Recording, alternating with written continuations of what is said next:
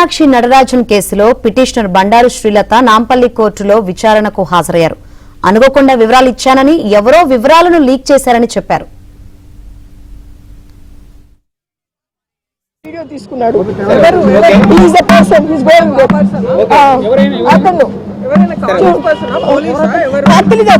చూసారు కదా, white shirt and black pant.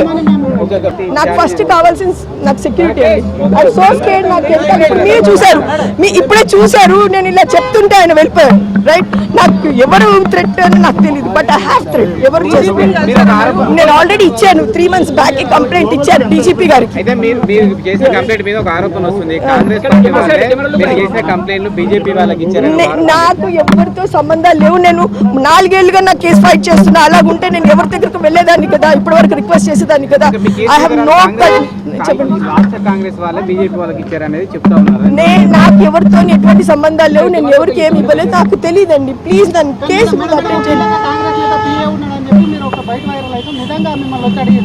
అంటే జనరల్ గా ఇప్పుడు ఇలా వదిలే వచ్చారో అలాగే జరిగింది. దీని గురించి అని నేను పర్టికులర్ గా ఏం చెప్పలా.